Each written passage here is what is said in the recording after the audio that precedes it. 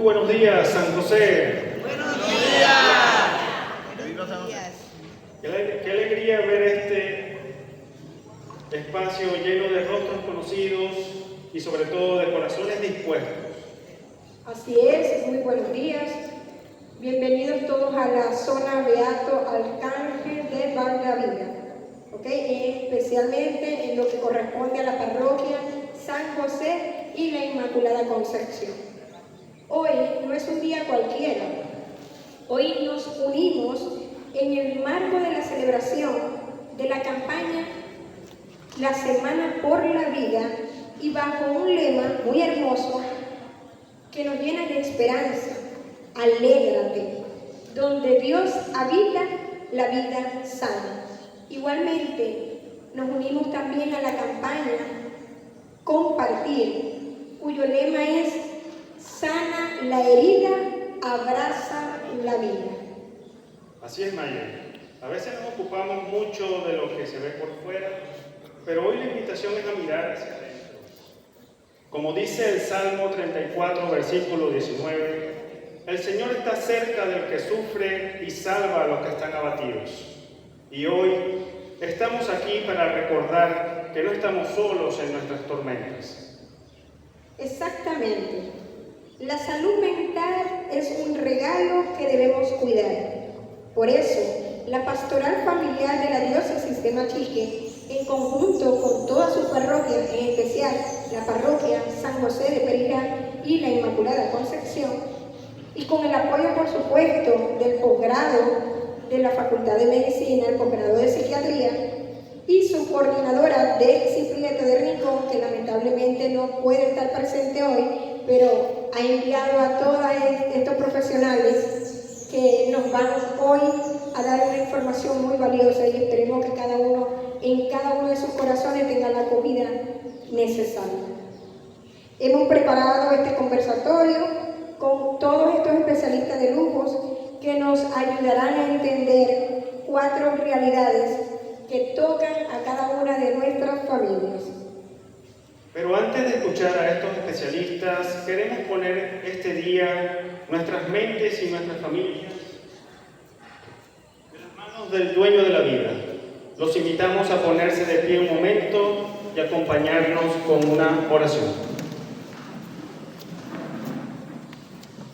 Señor, hoy te damos gracias por estar presente aquí entre nosotros. Como lo dice tu palabra, cuando hay 2 o más reunidos en mi nombre, ahí yo estoy en medio de ellos. Te entregamos cada una de nuestras familias, cada corazón, cada herida. Señor, restaura cada herida que nosotros podamos tener de manera personal y familiar. Sé tú el centro de nuestras vidas. Sé tú, Señor, la guía. Ayúdanos a iluminar nuestro camino, pero también a ser sireneo para ayudar a estos a cargar su cruz. Esperando que nazca la esperanza. Esa esperanza que tú nos hiciste dar en el momento de la resurrección, donde de alguna u otra manera nos dijiste: este no es el final. La vida es demasiado bella, y si la llevamos junto de tu mano, seguramente vamos a recoger todos los frutos que el Señor ha dispuesto para nosotros. También pedimos por estos especialistas que desde Maracaibo hacen el esfuerzo por venir hasta acá y brindarnos esa sabiduría que ellos solo conocen. Que Dios les conceda esas palabras para ustedes y que ustedes también tengan la disposición de escucharlas y de internalizarlas, porque solo aprendiendo esto y aplicándolo vamos a mejorar en nuestras vidas. Vamos a orar con nuestra oración, esa que nos dejó el Señor. Padre nuestro que estás en el cielo, santificado sea tu nombre. Venga a nosotros tu reino. Hágase tu voluntad en la tierra como en el cielo. Danos hoy nuestro pan de cada día.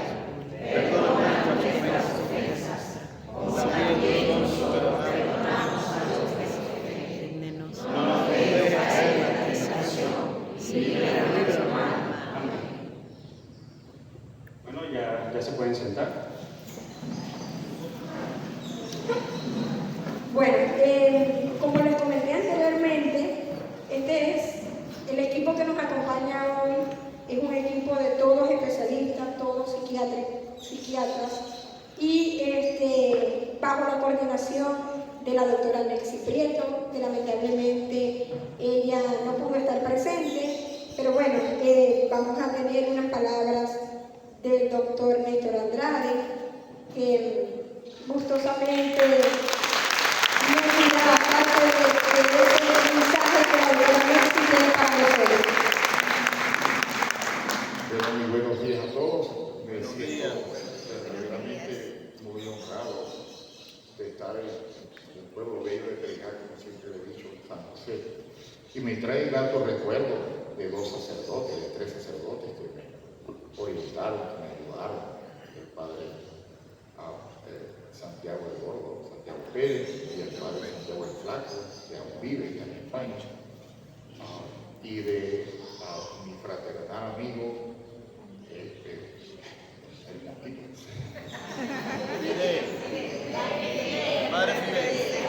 Fidel Caicedo, con quien compartí tanto en la misión de Tocuco y me visitaba con frecuencia en mi casa. Guardo gratos recuerdos de esos sacerdotes que sembraron tanta espiritualidad, tanta religiosidad en este hermoso pueblo. Bien, hoy le doy las gracias pues, a la doctora Mayerlin y a su esposo que tanto han contribuido para hacer esta actividad, a quienes nos están facilitando estas instalaciones y a todos. Yo hablaba hace poco con el Socorro y le decía que la gente cuida mucho toda la salud cardiovascular. Yo, por ejemplo, soy hipertenso y eso no me falta la pastilla. Un diabético se cuida y las mujeres cuidan mucho las uñas. Eso es una cosa sagrada. Y los pelos. Si va a llover, eso sacan su bolsita o no se van a mojar, porque hay que cuidar el pelo. Pero a veces no cuidamos la salud mental. Y a veces es tan sencillo. Por ejemplo, la religiosidad ayuda mucho. Ayer yo llegué a la chica y estaban unos hombres rezando, eran 32 que estaban rezando el rosario, ahí en la cancha del colegio de Nuestra Señora del Carmen, con esa voz, Dios te salve María, con una voz así.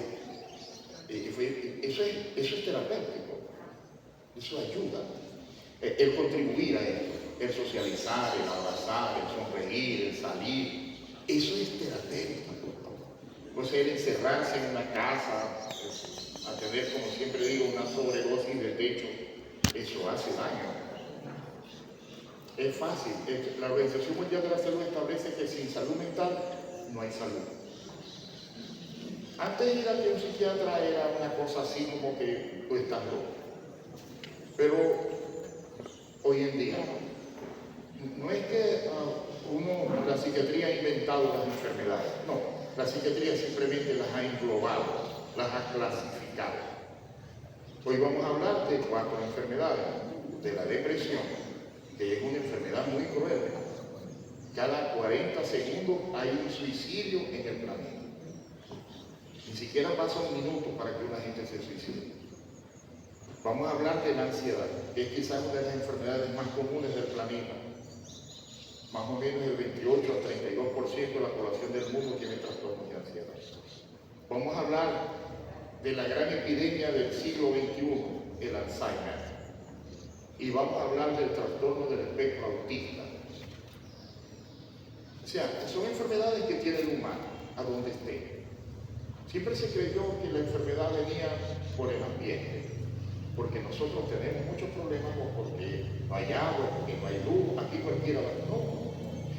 En Noruega, en Suiza, en Dinamarca, allá también se suicidan. También hay ansiedad, por eso son enfermedades que tienen que ver con el cerebro. No es el ambiente el que enferma. El ambiente puede servir lo que los gringos llaman trigger, es decir, el detonante, el disparador, pero no la causa. Hay gente que tiene mucha salud mental, porque viven bien, como hay gente que nunca se le va a subir el azúcar, o nunca se le va a subir la tensión, o hay gente que nunca le van a hacer diálisis, pero no es porque ella decidió que sus riñones fueran fuertes, sino porque los riñones vivieron bien. Entonces, hoy en día, yo tengo ya 40 años de ser médico, yo tengo 65 años. Yo tengo 34 años en la psiquiatría. Y para mí es un honor presentar a estos médicos. Son unos discípulos extremadamente queridos. Y yo les agradezco que estén viniendo a mi pueblo, la doctora Paola, que viene aquí a ese concurso, el doctor Juan Diego y la doctora Estefanía, que nunca habían venido a Machique, ni siquiera habían venido a San José. Y están encantados con el pueblo. Y saber que están ustedes aquí deseosos de escuchar. Eso es terapéutico para uno. Que no hubiese nadie, que la gente no se hubiese preparado para recibirnos. Una de las limitantes que tenemos en psiquiatría es que no hay parámetros biológicos. Los humanos somos como Santo Tomás, siempre ver para creer. Nosotros podemos ver un paciente, ¿será diabético o no será diabético? Tómale el glicemia. La tiene en 380. ¿Qué más vamos a pensar? O si un paciente es hipertenso, no lo es. Vamos a tomarle la atención. Pero aquí no. Aquí decimos muy frecuentemente a un depresivo, a un ansioso, pon de tu parte. Eso es mentir. No seas tan poquito, como decimos mucho en el pueblo. Dios mío, tú te lo tomas a pecho. Dios mío, es que parece que, Dios mío, ¿por qué tienes que pensar así? No, el cerebro es la fuente del conocimiento, de la alegría, de la tristeza, de la toma de decisiones, del sueño, del apetito, del miedo, de la rabia, de la concentración, de la memoria. Todo eso son funciones del cerebro. Cuando el cerebro se enferma, todas esas funciones se pueden alterar. Entonces, nosotros no dormimos porque nos acordamos que tenemos que dormir. No, el sueño nos debe venir natural. Pero si esa función no está bien, la gente tiene insomnio. Entonces decimos, Dios mío, pero bueno, es que no penséis tanto. No, sí pensáis. Perdió control sobre su pensar. Como quien tiene diarrea, pierde el control sobre su evacuación. Siempre es visto como que es el ambiente, porque se está divorciando, porque esto, por lo otro, porque tal, porque el hijo se le fue del país. Eso puede ser detonante, no todo el mundo va a ser el mismo cuadro. Pero como no se puede ver, a veces se piensa que son los pecados, que es un karma que está pagando. O a veces pueden pensar que es una brujería que le echaron. O la gente puede coger un camino errado, entonces empieza a abusar del alcohol, de las drogas, o empieza a abusar del sexo también, porque en nuestro pueblo queremos recuperar a la gente con dos cosas, con alcohol y con sexo. Búscate un novio o una novia y échate los palos para que veas que se te pasa eso. Como si eso fuera una solución para todo. No. Tener depresión, tener ansiedad, tener Alzheimer, tener una persona con TEA, y tampoco los TEA no siempre van a ser niños. Eso es una condición. Ellos crecen, se hacen adultos. Y hoy en día no es que hay más, sino que se está diagnosticando en la forma como debe ser. Yo como profesor universitario y como profesor del posgrado y del pregrado, les agradezco que ustedes reciban no a Néstor y al doctor Diego y a Juan Diego y a Estefanía y a Paola, sino que reciban a la universidad. Nuestra universidad está hoy presente en San José de Perijá, brindando los conocimientos, y vemos que hay un auditorio bastante grande, y yo estoy seguro que dispuesto a compartir los conocimientos y a llevar salud mental por cada rincón de nuestro querido San José. Bueno, muchas gracias. Comenzamos entonces con las cosas.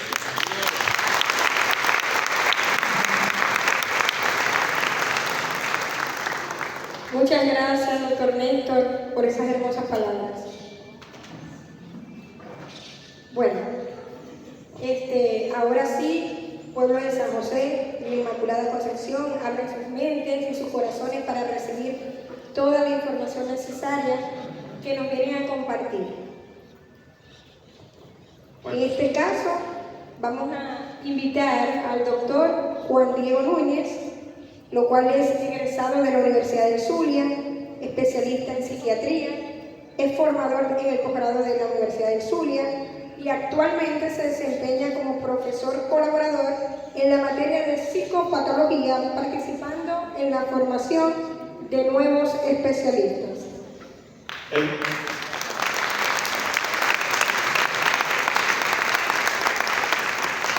El doctor Juan Diego Núñez nos hablará sobre la depresión, ayudándonos a ver mucho más allá de los síntomas visibles. Escuchemos. Bueno, muy buenos días a todos, espero que la estén pasando muy bien.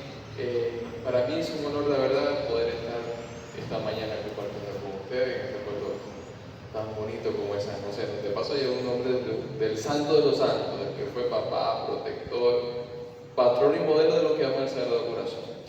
Ese fue San José. Pero vamos a tocar un tema una enfermedad que es muy dura, es una enfermedad que está acabando con el funcionamiento, con prácticamente la vida de las personas. Y quiero arrancar con una frase que a lo mejor les puede repercutir mucho a cada uno de ustedes. En este momento, alguien en San José no quiere seguir viviendo. Probablemente esa persona esta mañana ya desayunó, esta mañana compartió con su familia, fue de compras, hizo las cosas propias del día a día y probablemente esa persona tenga ese pensamiento y nadie lo ha notado, nadie lo notó. Entonces, cuando vamos a ver, por eso le titulé a esta presentación, la depresión más allá del síntoma, una mirada a la totalidad del sufrimiento humano, porque la depresión la tenemos que ver como una enfermedad total, una enfermedad que tiene muchas dimensiones, muchos factores y que abarca no solamente a la persona que la padece, a la familia, al entorno, al trabajo. Hay una frase que me impacta mucho que dice: la depresión es vivir en un cuerpo que lucha por sobrevivir en una mente que intenta morir. Esa es la depresión. A lo mejor ustedes la ven que la depresión va, camina, viene, sale, está aquí sentada, está dando una conferencia y la depresión está ahí. Pero probablemente dentro de ese pensamiento la persona no quiere vivir. Entonces, cuando vamos a ver desde el punto de vista conceptual qué es la depresión, para ponerle un enfoque, ¿no? Es una enfermedad común, pero que es grave, que interfiere con la vida cotidiana de las personas, interfiere con el funcionamiento del trabajo, el funcionamiento diario, el funcionamiento de la casa, en la sociedad, en todos lados. Una enfermedad que es muy discapacitante. Ahora, la depresión no es solamente tristeza, es un dolor cerebral. Cuando es un dolor cerebral, basta con ver la imagen, ¿no? A lo mejor por la nitidez no se aprecia, pero vemos considerablemente un cerebro normal y un cerebro deprimido. Cuando decimos que es dolor cerebral es porque mucha gente, o culturalmente, a la gente no le dicen, bueno, a mí me diagnosticaron de diabetes, nadie le dice que ponga de su parte. O a una persona que le haya diagnosticado una hipertensión, tampoco le dicen que le falta oración, que tiene que orar. Pero a una persona que tiene una depresión, ahí sí le dicen pues que tiene que ser fuerte, que tiene que luchar, que tiene que poder, que es una debilidad. Entonces, ahí es donde vemos la magnitud del problema. Pero ¿cuál es el problema? Muchas veces el estigma. Y ese estigma en algún momento requiere tratamiento también. Cuando vamos a ver la depresión desde el punto de vista de muchas dimensiones, hay muchos factores que la pueden acompañar la depresión. Tenemos el factor biológico. ¿Por qué hablamos del factor biológico? Así como lo decía el doctor Néstor hace unos minutos, la depresión, a pesar de que no hay un marcador biológico, yo no puedo agarrar una jeringa, sacarme la sangre y decir, bueno, tengo un 30% de depresión. No lo podemos hacer. Por ahí en el Alzheimer el año pasado se hizo una prueba en plasma y todavía no es muy específica. Pero en las demás factores mentales no hay una forma de saber ni los niveles de los neurotransmisores, no lo hay. Entonces es muy difícil a lo mejor a la gente, los intentos que una persona tiene depresión, porque para la gente común le falta oración, le falta fe, le falta fuerza, que él es muy débil, que no tiene una cabeza fuerte, o es hombre, no se debería deprimir. Entonces es ahí donde vemos la necesidad. Hay factores psicológicos, la baja autoestima, los factores propios de la personalidad de la persona. También la personalidad influye mucho, porque dependiendo de la personalidad uno también puede tener la forma de cómo afrontar el problema. Hay una historia familiar y un trauma. Generalmente familia hay algún antecedente de trastorno mental, es probable que también se desarrollen otros en la familia. Uno puede tener predisposición genética para cualquier cosa, pero siempre está epigenética o cualquier medio que tenga el ambiente que pueda expresar ese gen propio que uno tiene. A lo mejor yo tengo predisposición genética, no sé, para un consumo de sustancias, pero como yo no he probado ninguna sustancia, no sé si me voy a generar alguna adicción. Probablemente en mi familia hay antecedentes de ansiedad, de depresión, no me ha tocado. Por eso digo que cada uno es vulnerable y predisponente para cualquiera de estas enfermedades. Otros factores, factor físico y factor médico. Muchas veces la persona cuando tiene alguna otra enfermedad, un cáncer, un lupus, muchas veces esas enfermedades dan síntomas psiquiátricos, pueden llevar a la depresión. Eso se llama depresión debido a otra enfermedad médica, porque evidentemente uno es un ser humano, uno se puede enfermar de cualquier cosa y basta con tener cerebro para que podamos desarrollar cualquiera de estas enfermedades de índole psiquiátrico. Y por último, los factores socioeconómicos, que evidentemente eso afecta a cualquiera. Pero no es porque, a ver, esto no se trata de que si tengo poquito dinero, que si tengo mucho dinero, no se trata de eso. Van a ver más adelante que personas que a lo mejor lo tienen todo, pero igual tienen una depresión.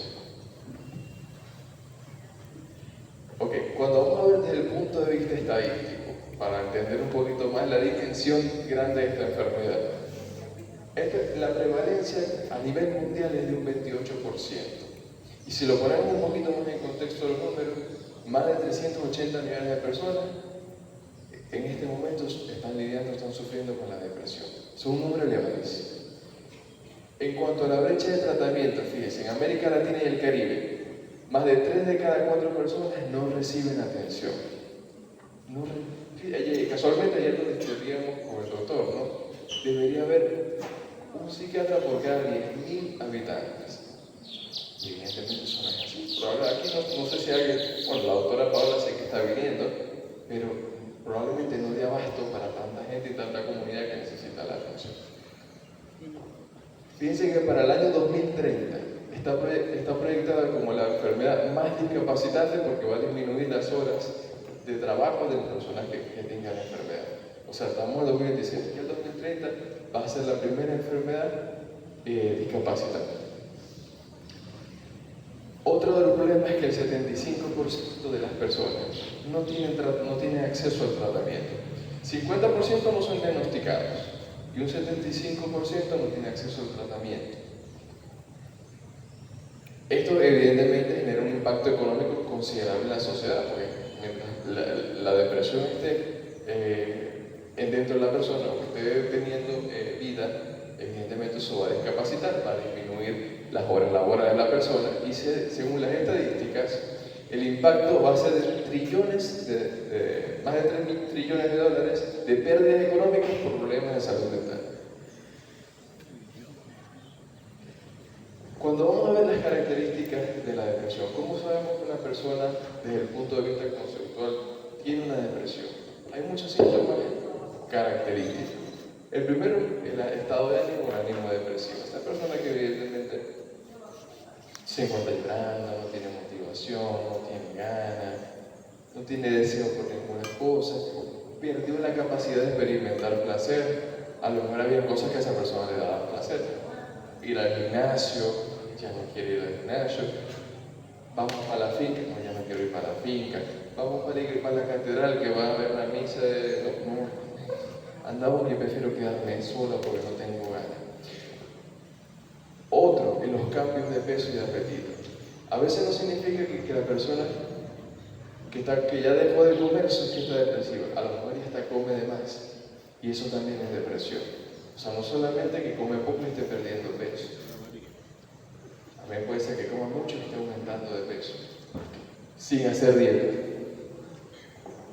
Insomnio de persona. A veces los pacientes o duermen mucho o duermen poco. Porque hay depresión que a veces el paciente ni siquiera quiere parar de la cama de lo que duerme.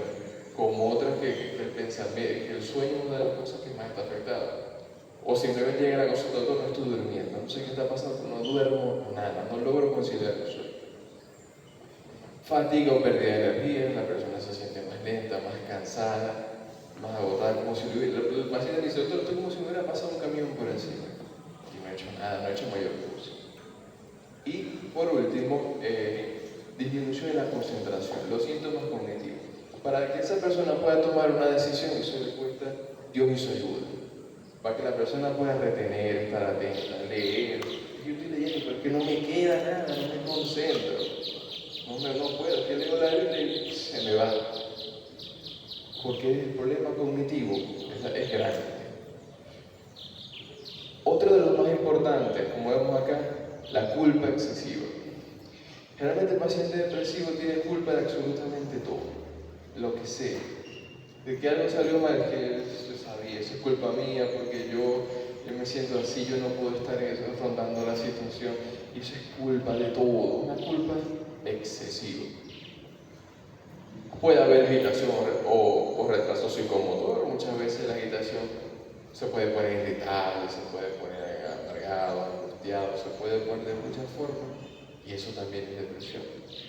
Y lo más alarmante, que a veces nos impacta tanto a los médicos, a la comunidad médica, los que no son psiquiatras, los psiquiatras, es tener una ideación suicida. Una ideación suicida porque la vida es algo maravilloso, la vida es una cosa que uno la disfruta, se emociona, se alegra, y no debe haber algún motivo por el que la persona quiera acabar con su vida. No lo hay, o sea, perdió un negocio, eso es algo material, se recupera. Lo dejó la mujer, eso es algo propio de la cotidiana de la vida, como no va a ser la única mujer. Que bueno, que ya los hijos se fueron del país, cosas que pasan, pero no son motivos para que una persona quiera acabar con su vida. Ahora, cuando quiere acabar con su vida, es ahí donde uno, como médico, se alarma. ¿Qué está pasando en ese cerebro que la persona tiene ese pensamiento o lo intentó? Y muchas veces los pacientes dicen, doctor, pero es que yo no voy a acabar con mi vida porque no, yo creo en Dios me va a castigar, yo tengo mis hijos, o no puedo dejar solo, no, Dios me guarde. Pero de que tengo el pensamiento, lo tengo, el pensamiento está ahí, rondando en mi cabeza. Y del pensamiento de la acción, pues divide una línea muy delgada. Entonces, la estima no se puede ver muy bien, pero la depresión, a pesar de cómo la habíamos descrito, también se puede ver así, tal cual como está en la imagen, ¿no? Un atleta olímpico, el mejor atleta olímpico de todos los tiempos, se puede ver como un comediante, se puede ver como alguien de la realeza, no sé si sigue siendo la realeza o no, se puede ver como un cantante. Y a veces la gente en mis cuestionamientos, ¿qué le podría faltar al príncipe? Palacio, caballo, comida. ¿Qué le podría faltar? ¿Qué le podría faltar a J Balvin que está ahí? Conciertos, fans, gente, dinero. Y en una depresión, una distimia, una depresión persistente grave. Otros ejemplos tenemos acá, fíjense, ¿no? Varios artistas, y ellos no están en un contexto social difícil, no están en Venezuela, ellos viven en Estados Unidos o han ido a Europa. No, eso no distingue ni lugar, ni clase, ni condición social, ni mucho menos nada. Basta con cualquiera de nosotros que tenga un cerebrito para que pueda ser biológicamente modificado. Hay muchos mitos con respecto a la depresión. Uno que a medida que va creciendo va escuchando, eso es algo que por algo es mito. Los hombres que se deprimen son débiles de carácter, como si el hombre, uno siempre lo ha visto culturalmente como una figura fuerte, una figura de representativa, el proveedor, el hombre de la casa, el San José. Pero el hombre también se puede enfermar y le puede dar la depresión y puede llorar y puede sufrir, porque el hombre también tiene cerebro. Esto no es cuanto ni de debilidad, ni de carácter, ni de que no pone de su parte, es una persona que está enferma. Otro de los mitos, las personas que se quejan constantemente de estar deprimidas no se suicidan. Mucha gente dice por ahí que se va a estar suicidando y se lo anda diciendo por ahí. Eso es pura amenaza, eso es lo que quiere manipular y llamar la atención. No siempre lo dicen, pero cuando lo dicen, pongan cuidado, pónganle loco, porque probablemente lo vaya a hacer. Lo vaya a hacer. Algunas personas avisan, otras no, pero probablemente lo vaya a hacer. Otro que a mí me llama mucho la atención, ¿no? Los medicamentos antidepresivos provocan dependencia, por eso tomarlos por muy poco tiempo. ¿Qué se escucha generalmente que es muy común? Bueno, yo fui para aquel doctor, pero me puse los medicamentos, pero es que eso me va a poner bobo, me va a poner estúpido, me va a poner lento, me va a cambiar la personalidad. Así anda el vecino de allá que le pusieron eso y mira cómo anda. Primero, esos medicamentos no generan eso. Lo que van a ayudar a modificar la biología del cerebro que está alterada. Y nada de eso ni va a crear dependencia, ni adicción, ni nada de eso. Hay medicamentos que sí pueden ser adictivos, como la benzodiazepina, ya. Pero los antidepresivos como tal no, más bien lo que al contrario, modifican y mejoran el funcionamiento cerebral para que nosotros podamos volver a ser las personas que éramos. La depresión se produce porque los pacientes no ponen de su parte. Eso es otro de los mitos más comunes, ¿no? El poner de tu parte, el poner de tu parte, pon de tu parte. Y eso uno lo escucha no solamente en la familia también. Doctor, yo lo traje, pero es que yo le digo que ponga de su parte y él no quiere hacer nada. ¿Y cómo va a poder, mujer de Dios? ¿Cómo? Si hay algo que está fallando en él. Y yo siempre digo, esa persona no quisiera estar así, esa persona no quisiera estar en ese sentido, viendo la vida como el color de la corneta, todo oscuro. Él no quisiera estar así. Y usted tampoco quisiera verlo así, pero es algo que no depende de él. Él quisiera sonreír y ser funcional, no puede. Siempre que una persona está llorando es porque está deprimida, y siempre que está deprimida llora. Ya vimos que no, que la depresión puede estar ahorita echándole chistes a usted, muerto de la risa, y la persona probablemente está deprimida. Le puede estar cantando aquí de lo más bonito y puede estar deprimida. Solamente basta. Por eso que le llaman la depresión funcional. La depresión solamente basta tener un cerebro para que se pueda enfermar. La depresión es un diagnóstico muy fácil en la práctica médica. Ya vimos que no. ¿Cómo se esconde la depresión con tantas facetas? Por eso que se llama la enfermedad de los mil rostros. Yo veo mucha gente acá, yo no, a lo mejor probablemente muchos de los que están acá tengan depresión. ¿Y cómo saberlo? ¿Cómo verlo a simple vista? Fíjense, hay unos mitos muy grandes sobre la salud mental y la espiritualidad, la fe. Porque siempre lo que uno escucha es que está ligada. ¿Cómo así que está ligada? Uno de los mitos más grandes es la causa divina. Cuando digo la causa divina, es que uno escucha, doctor, a veces, sobre todo las mujeres, yo siento que esto es un castigo de Dios, que Dios me está castigando a mí porque le fui fiel a mi esposo, porque no cuidé de mis hijos, porque no estuve pendiente, porque fui una mala madre. Yo siento que Dios me está castigando, me está poniendo esto como penitencia, como prueba. Eso es un gran mito. Esto no es un castigo de Dios. Dios no quiere que ninguno de sus hijos sufra, imagínate. Dios le da un cerebro a cada uno de nosotros. Ya depende de nosotros si cuidamos el cerebro que Dios nos dio. Si lo cuidamos, probablemente podamos salir de esto rápido buscando la ayuda necesaria. Pero no es un castigo divino. La oración no es la única solución. La oración es algo maravilloso, una herramienta, es poderosa, te comunica, te hace, pero tú no estás depresivo por falta de oración. La oración, incluso la oración científicamente, hay estudios que lo avalan, que la depresión es como si fuera un tratamiento más.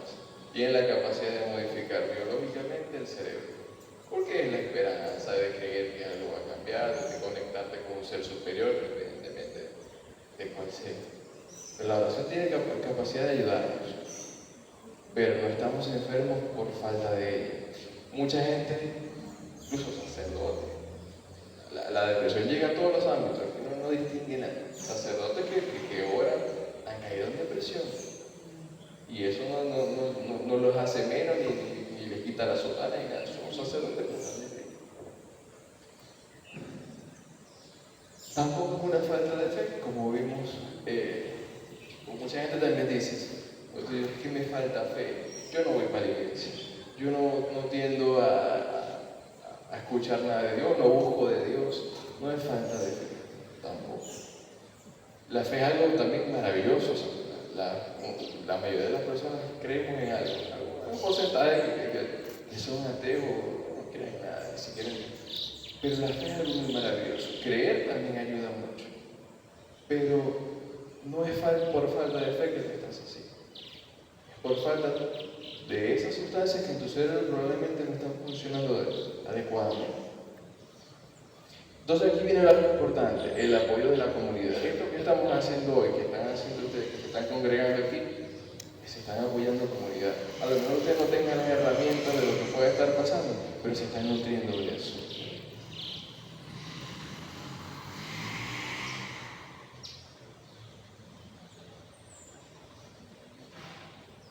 Hay otra dimensión que me parece muy importante, que es la familia.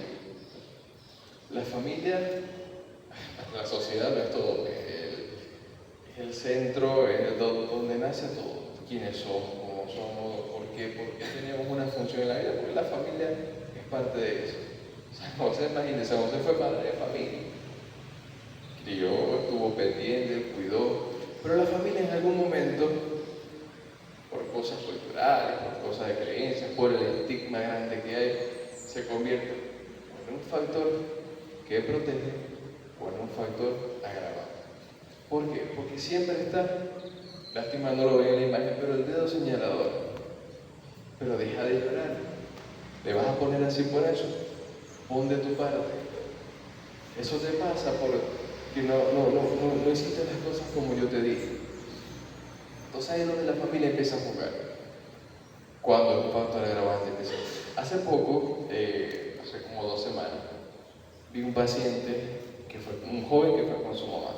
Después que el joven se tiene, un joven con depresión, la mamá en la noche me escribe un WhatsApp y me dice: doctor, qué pena molestarlo a esta hora, pero mi hijo me preguntó si le podía decir a sus amigos, a sus compañeros, por lo que le habían diagnosticado y por lo que estaba pasando.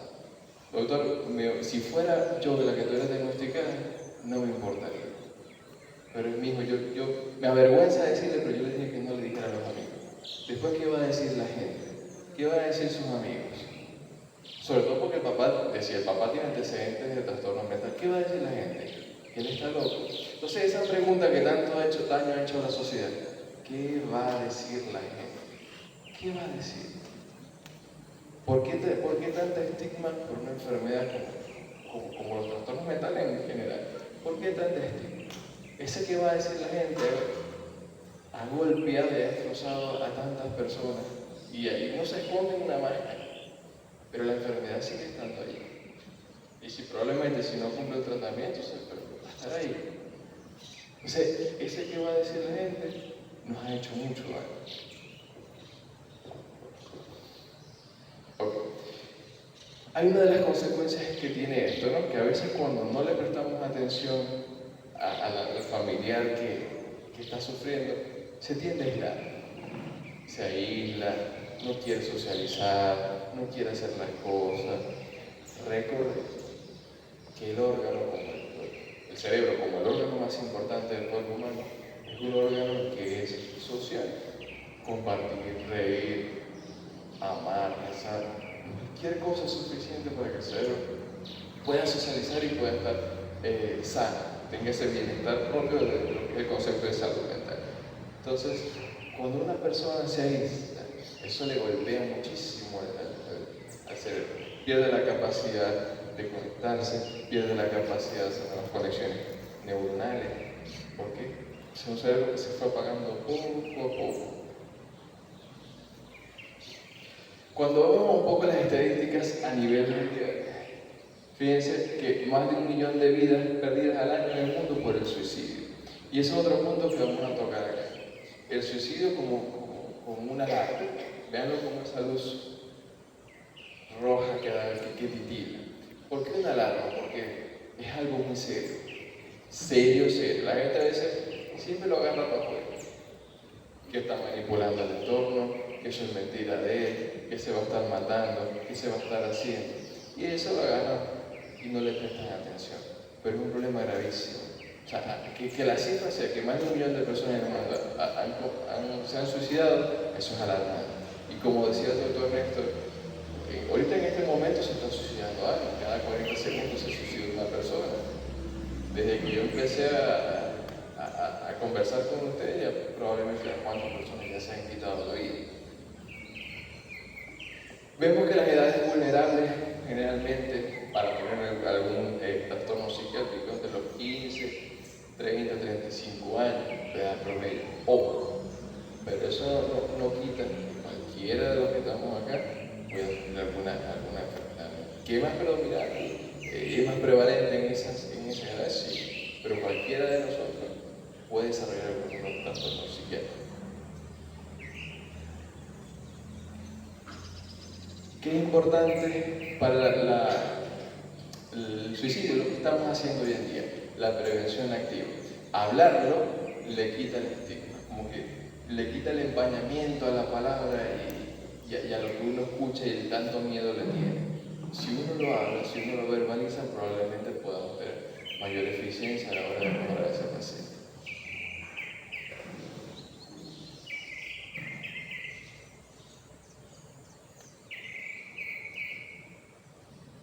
Ok, hay cosas que tenemos que estar alertas en cuanto al suicidio, porque el suicidio, para poderlo visualizar o estar atento a esas señales de alarma que pueda tener una persona, uno a veces, yo sé que no son psiquiatras, pero uno puede estar atento a muchas cosas que uno ve en el día a día, que a lo mejor en esa persona que está sufriendo puede estar cambiando.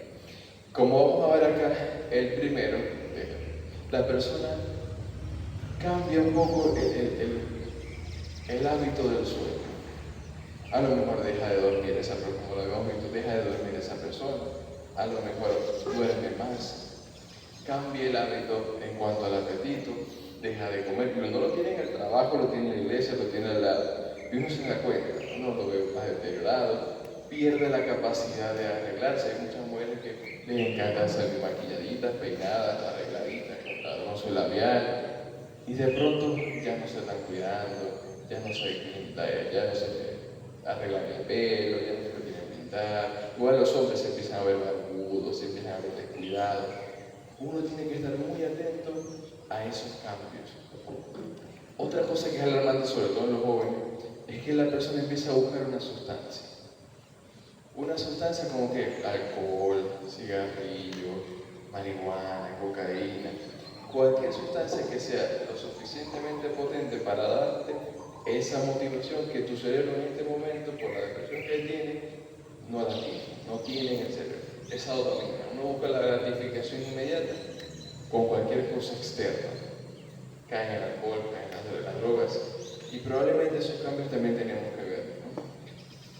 Y muchas veces la persona da señales de que se va a ir y a veces uno no las agarra, ¿no? Las personas se empiezan a despedir.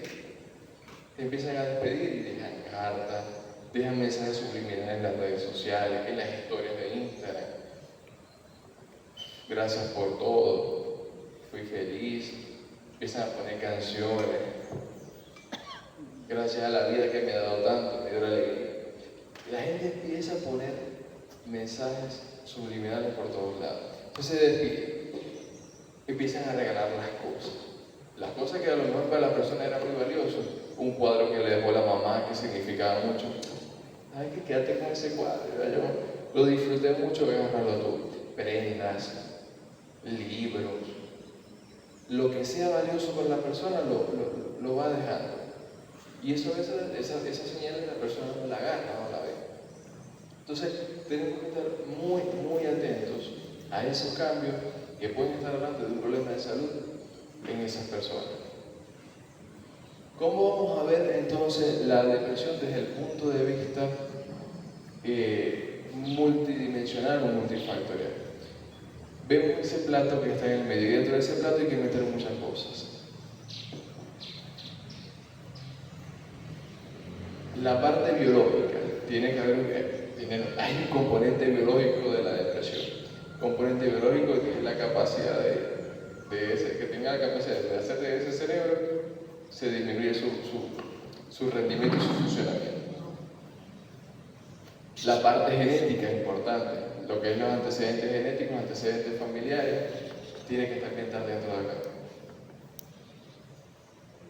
La parte psicológica, la parte social en el ambiente, en el contexto donde se desarrolla la persona. La personalidad, que también influye muchísimo a la hora y la cultura. Todo eso influye para que en algún momento la depresión sea una enfermedad multidimensional. Entonces vamos a ver varias cositas. La depresión puede afectar a cualquiera, eso nos quedó claro. La depresión no tiene edad ni clase social. Acabemos con el estigma, que ese es el principal problema que estamos viviendo hoy en día.